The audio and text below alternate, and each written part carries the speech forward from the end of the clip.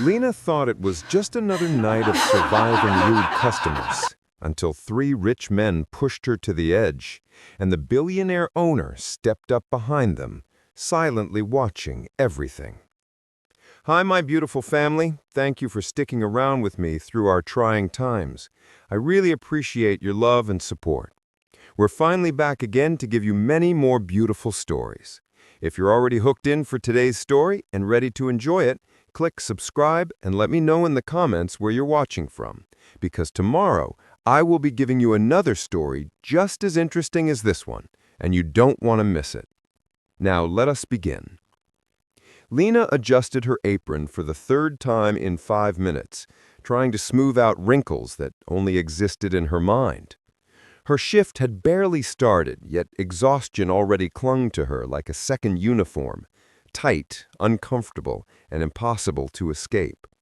Aurelia, the city's most luxurious restaurant, shimmered around her with glass chandeliers like falling stars and linen white enough to hurt the eyes. A place where customers came to feel important, a place where she worked to feel useful. She carried plates that weren't hers, cleaned messes she didn't make, smiled at people who didn't see her, and pushed through every shift with the same hope. Don't mess up, don't get in trouble, don't give anyone a reason to judge you. Lena wasn't just tired, she was terrified of disappointing anyone. Her mother's hospital bills kept stacking, her landlord kept calling. Her own dreams? She couldn't even remember what they used to be. Life had shrunk into numbers, shifts, and survival. She worked double hours every week just to stay afloat, and each smile she offered customers chipped away a little more of her spirit. Across the restaurant, the automatic glass door opened with a soft chime. Lena turned, expecting the usual sophisticated businessmen or VIP families.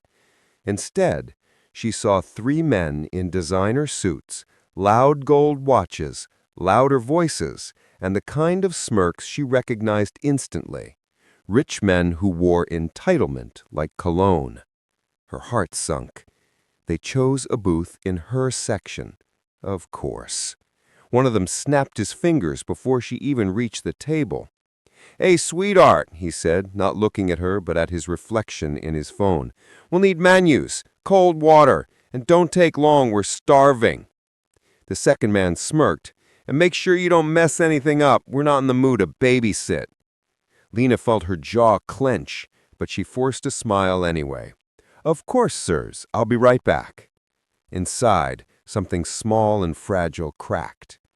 She escaped to the kitchen, pretending to refill a water jug just so she could breathe, anything to keep her tears from spilling. She hated crying at work. She hated that their opinions mattered at all. But cruelty had a special way of finding the cracks in a person's armor. While this was going on, across the dining room, sitting partially concealed behind a column, Elias Varro, the elusive billionaire owner of Aurelia, was watching quietly. He wasn't supposed to be here tonight. He liked arriving unannounced, invisible, unseen, so he could observe how his restaurants breathed when no one was looking. But now, he wasn't observing the staff. He was watching her. The way she held herself, calm on the outside, trembling on the inside. The way she apologized for things that weren't her fault. The way those 3 men stripped pieces of her dignity with every careless word. Elias's jaw tightened. He didn't step forward yet, but he was already preparing to do so. Because some things a man simply cannot ignore. Lena steadied her breathing before returning to their table, rehearsing the same silent mantra she used whenever customers chipped away at her self-worth. It's just one moment. Don't let them win. Stay calm. Do your job. She approached with their drinks, setting each glass down with careful precision. The men didn't notice the effort. They didn't notice her at all. "About time," the one in the navy suit muttered, as if she'd personally delayed his entire evening. Lena swallowed her response and forced the corners of her mouth upward. "Would you like to place your order?" Nah, the man with the gold watch said, leaning back with an arrogant grin. We're still deciding. Looks like you'll be stuck with us a while, sweetheart. The others laughed. One of them drummed his fingers on the table, staring directly at her chest, before shifting up to her face with faux innocence. Why don't you smile more? Working here must be a dream for someone like you. Someone like you. The words slapped her harder than anything physical. Her cheeks burned, her stomach twisted, humiliation blooming like poison. But Lena was good. Too good at hiding pain. I'll give you a few more minutes, she whispered, stepping back. But before she could walk away, a hand shot out and blocked her path. Navy Suit had stretched his leg into the aisle, boot planted firmly in front of her. A deliberate trap. She froze. His voice lowered. We'll call you when we're ready. Don't wander too far. Her heart pounded, blood rushing in her ears. She hated this. The helplessness. The way men like this enjoyed reminding her how powerless she seemed. Lena inhaled slowly, forcing her trembling voice to stay steady. Please move your foot, sir. I need space to walk. Or what? He smirked. You'll spill water on us? He leaned forward. It's fine. You can step over me. The other men, grown adults in expensive suits, howled with laughter. Lena's throat tightened. She blinked hard, fighting tears. She couldn't cry. Not here. Not in front of them. And then, a shadow passed behind her. A quiet shift in the atmosphere. The laughter died slowly like a flame losing oxygen. A calm, steady voice spoke from behind the men. Is there a problem with paying my staff? Everything stopped. The men stiffened. Lena's breath caught in her chest. She turned slightly, just enough to see him. Elias Vero. Tall, composed, silent fury burning in his eyes. He wasn't shouting. He didn't need to. His presence alone rearranged the room. The man whose leg had blocked her jerked his foot back instantly. Mr. Vero, sir, we didn't realize. No, Elias said, his voice low, measured. You've been here before. You know the rules. No harassment, no disrespect, and you always pay your bill. The men exchanged looks, suddenly pale. Goldwatch cleared his throat. We were joking. Elias's eyes sharpened. I don't find jokes that make my employees uncomfortable, particularly amusing. Silence. The three men shrank in their seats, stripped of their bravado. Then Elias turned, finally, toward Lena. His voice softened. Are you all right? Lena hadn't been asked that in a very long time. The kindness in it almost broke her.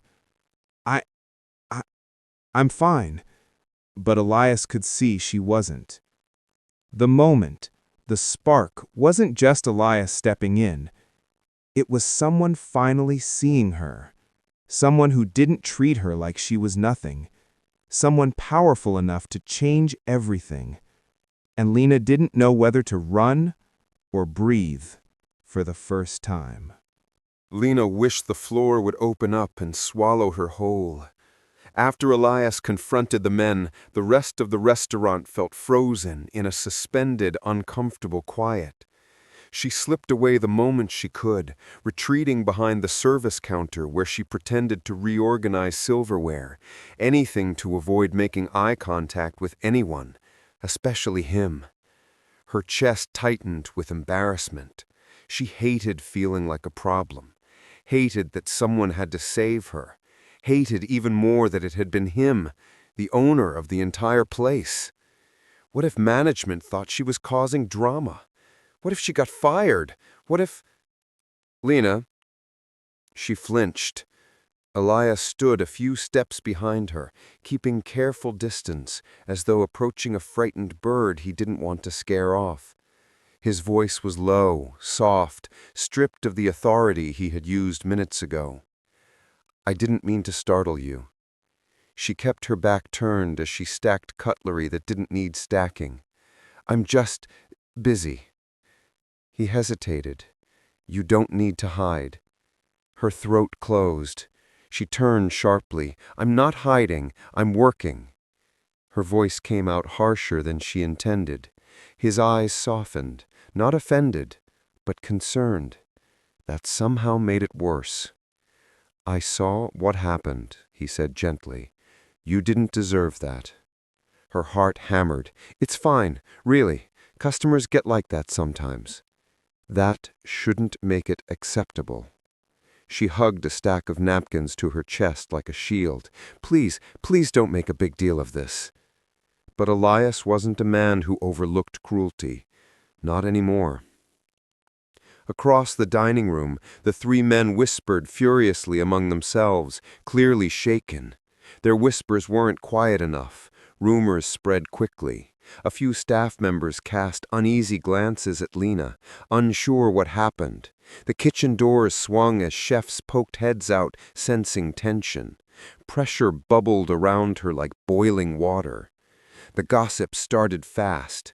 "Lena never intervenes. What did she do? Did she upset those VIPs? Maybe she snapped at them or something." False stories formed faster than she could breathe. Lena's stomach dropped. She could feel the shift, staff starting to assume she'd caused trouble.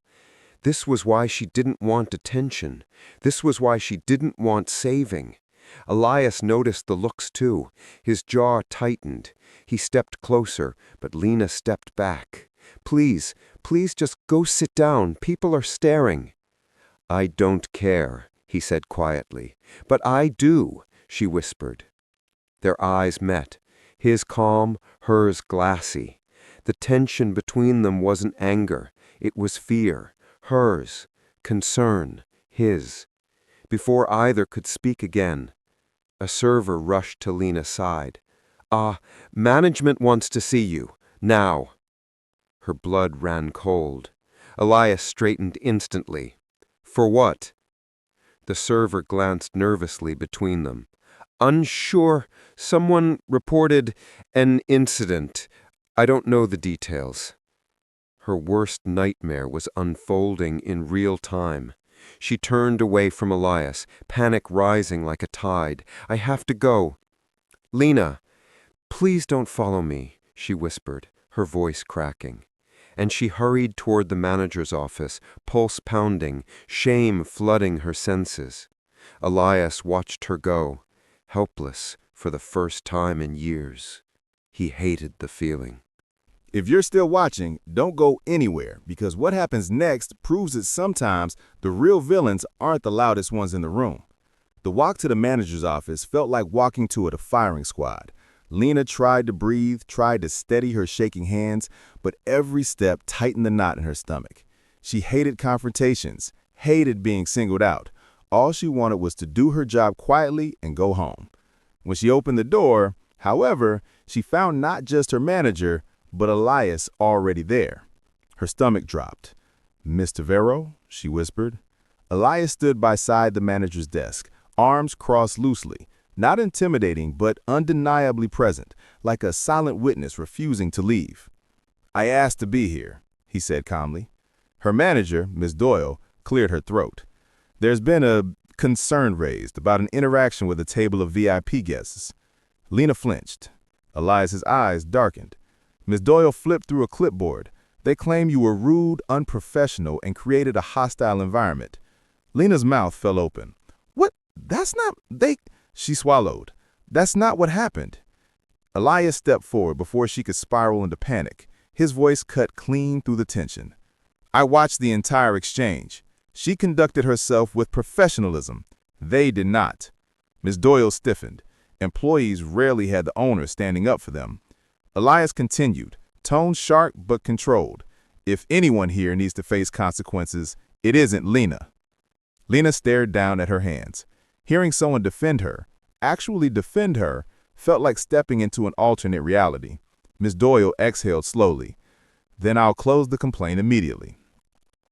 Lena's knees nearly gave out from relief, but this was only the beginning. When they exited the office, Lena kept her gaze glued to the floor. She didn't want to look at Elias, not because she didn't appreciate him, but because his presence stirred something she couldn't explain. "You didn't have to do that," she murmured. "Yes," Elias said gently, "I did." And as if the universe itself wanted to force them together, a sudden voice called from the front of the restaurant. "Lena, we're short-staffed on the event side. Can you help Mr. Vero coordinate the charity dinner?" Lena froze. Elias looked equally surprised. The charity dinner was a high-profile event. Staff worked directly beside management, sometimes even with the owner, and she'd just been assigned to work with him. Forced proximity. Her worst nightmare. His unexpected opportunity. Miss Doyle added, "We need both of you upstairs, now." Lena wanted to sink into the floor. Elias let out a slow breath, then offered a small, reassuring nod. They moved side by side through the staff hallway, a silent stretch tight between them. "I don't want this to be awkward," he murmured. "It already is," she blurted before she could stop herself. To her shock, a quiet laugh escaped him. Fair enough.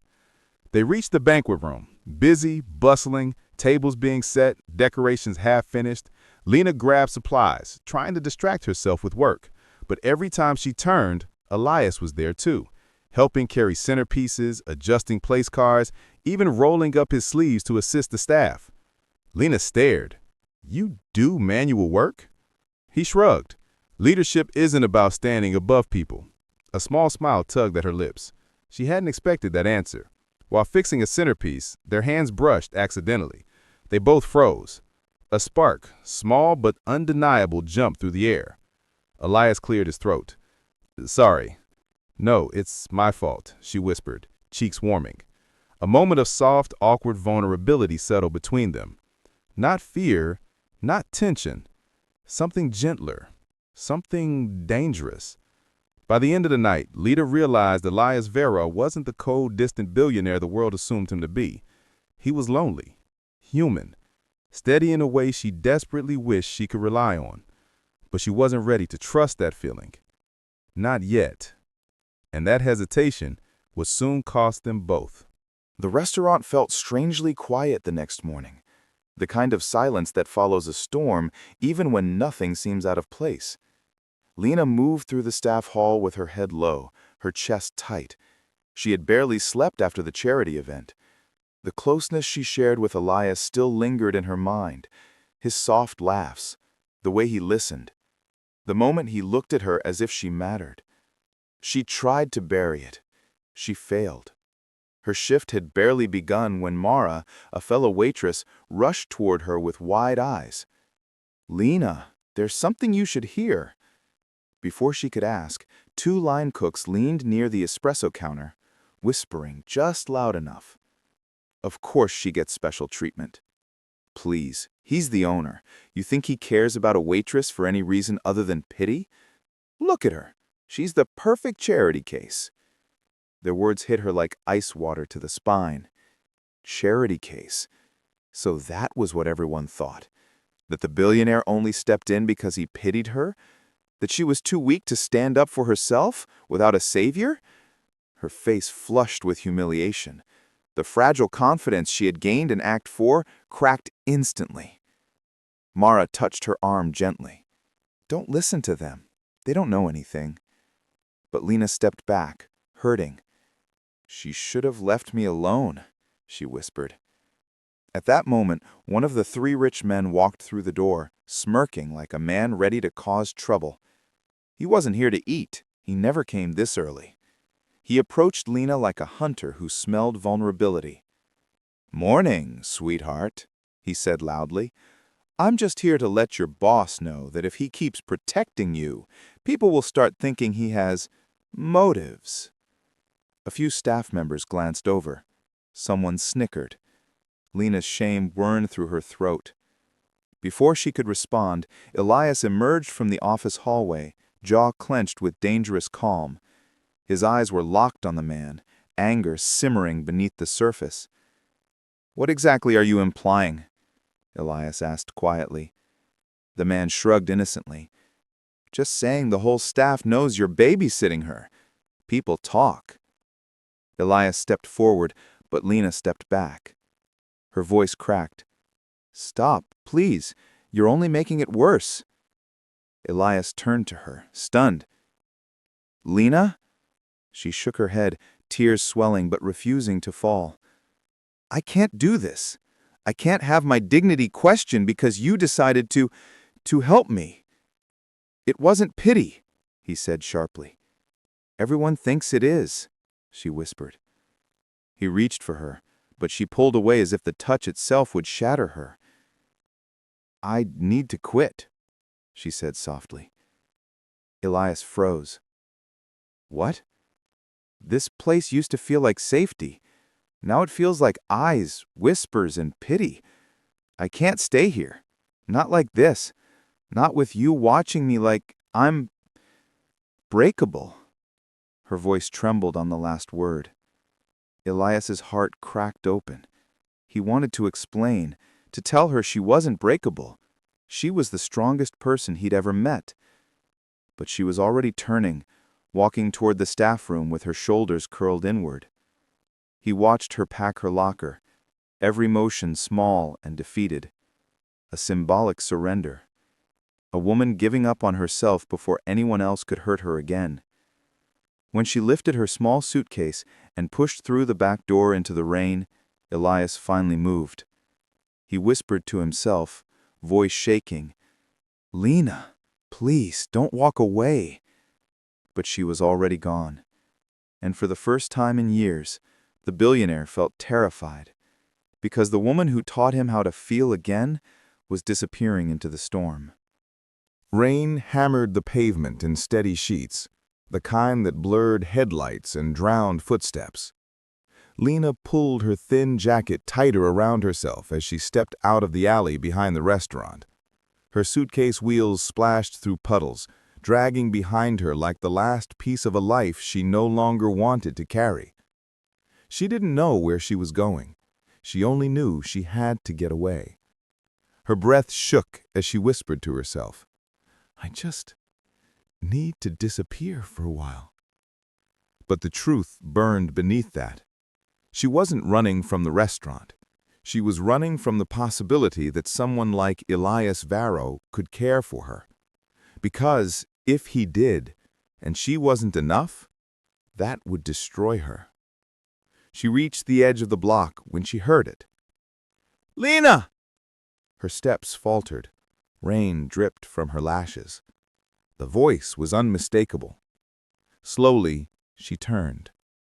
Elias was there, half soaked, breathing hard as if he'd sprinted the entire way. His suit jacket clung to his body, his hair plastered to his forehead, but he didn't seem to notice the cold. He only saw her. "Please," he said, voice breaking, "don't leave like this." Lena swallowed hard, her heart pounding with fear and longing.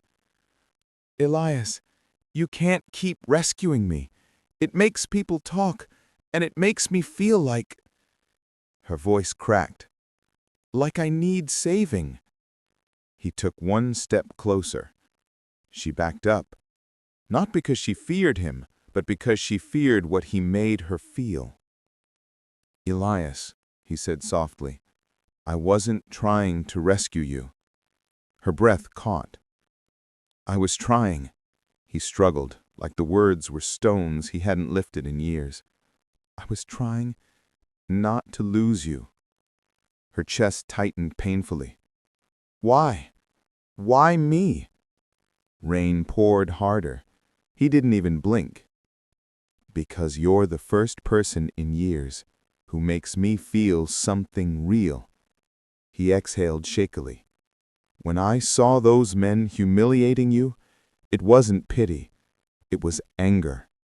You didn't deserve that. You don't deserve any of what you carry alone."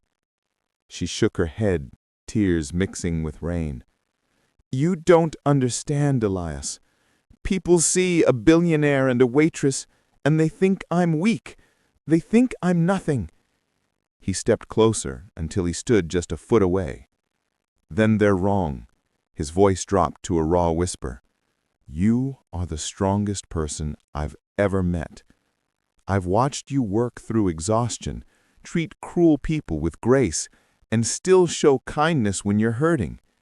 Don't you dare call yourself nothing." Her face trembled. She looked down. He gently lifted her chin with a trembling hand.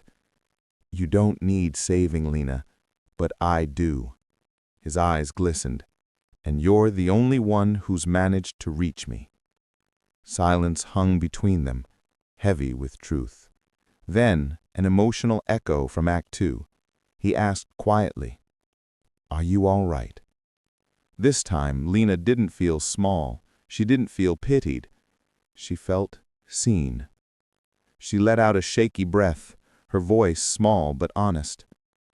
"I will be, if you don't walk away." He didn't hesitate. He stepped forward and pulled her into his arms, rein and all. She melted into him, her suitcase dropping to the ground with a soft thud. For the first time in years, Lena felt safe. For the first time in years, Elias felt whole. They stayed like that, two wounded souls holding each other in the rain, neither trying to fix the other, only to stay. When they finally pulled back, Elias brushed a wet strand of hair behind her ear. "Come back inside," he murmured. "Not for the job. For me." Lena nodded, a soft, hopeful smile breaking through her tears. "Okay." Together they walked back toward the warm lights of the restaurant, not as owner and waitress, not as savior and saved, but as two people choosing each other despite the world. The door closed behind them, and for the first time, Lena stepped inside not as someone who served others, but as someone finally stepping into the beginning of her own worth. Thank you for watching this story to the end. If you enjoyed this story, you will surely love the next one. It's as crazier and more intriguing as can ever imagine. So do check it out. Click on the image showing on your screen right now to watch the next one.